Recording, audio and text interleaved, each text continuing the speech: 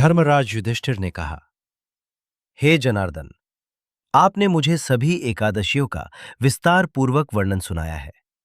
अब कृपा करके अधिक मास के शुक्ल पक्ष की एकादशी का नाम और उसकी विधि भी बताइए।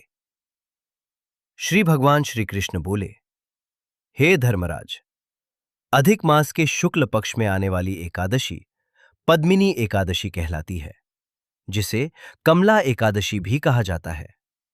इस व्रत को करने से मनुष्य कीर्ति प्राप्त करता है और अंत में वैकुंठ धाम को जाता है, जो मनुष्यों के लिए भी अत्यंत दुर्लभ है। अब मैं इसका माहात्म्य तुमसे कहता हूं, ध्यानपूर्वक श्रवण करो। त्रेता युग में महिष्मतीपुरी के राजा कृतवीर्य थे, जो हैहय वंश में उत्पन्न हुए थे। राजा कृतवीर्य की 1000 पत्नियां थीं, लेकिन किसी से भी संतान नहीं हुई। उनके बाद महिष्मतीपुरी का शासन संभालने वाला कोई न था, जिससे राजा अत्यंत चिंतित रहने लगे। उन्होंने अनेक उपाय किए, परंतु कोई भी उपाय सफल नहीं हुआ। अंततः राजा कृतवीर्य ने तपस्या करने का निश्चय किया। उनकी पत्नी पद्मिनी भी उनके साथ वन जाने के लिए तैयार हो गईं। राजा ने अपना राजपाट मंत्री को सौंप दिया और योगी का वेश धारण करके पत्नी पद्मिनी के साथ गंधमादन पर्वत पर तपस्या के लिए चले गए। कहा जाता है कि पद्मिनी और कृतवीर्य ने 10,000 वर्षों तक तप किया, फिर भी संतान की प्राप्ति नहीं हुई। इसी बीच एक दिन रानी पद्मिनी की भेंट सती अनुसुईया जी से हुई। रानी पद्मिनी ने सती अनुसुईया के समक्ष अपनी सारी व्यथा और कथा सुनाई। तब सती अनुसुईया ने रानी पद्मिनी को अधिक मास के शुक्ल पक्ष की एकादशी का व्रत करने की सलाह दी। उन्होंने कहा, यह अत्यंत दुर्लभ व्रत है। इसके पालन से तुम्हारी मनोकामना अवश्य पूर्ण होगी।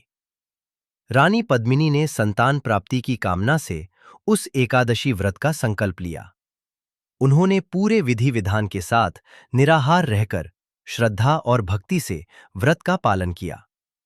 व्रत पूर्ण होने पर भगवान श्री विष्णु प्रकट हुए और उन्होंने रानी पद्मिनी से वर मांगने को कहा। तब रानी पद्मिनी ने भगवान विष्णु से सर्वगुण संपन्न संतान की कामना की। उन्होंने कहा, हे प्रभु, मुझे ऐसी संतान दीजिए जो अत्यंत गुणवान, रूपवान और बलवान हो, जिसकी कीर्ति तीनों लोकों में फैले, जिसका सम्मान हो और जिसका सामर्थ्य ऐसा हो कि भगवान के अतिरिक्त कोई भी उसे पराजित न कर सके। भगवान विष्णु ने रानी पद्मिनी को उनकी इच्छा के अनुसार वर प्रदान किया। कुछ समय बाद रानी पद्मिनी ने एक सर्वगुण संपन्न पुत्र को जन्म दिया, जिसका नाम कार्तवीर्य अर्जुन रखा गया। कार्तवीर्य अर्जुन अत्यंत शक्तिशाली राजा बना और उसकी कीर्ति तीनों लोकों में फैल गई।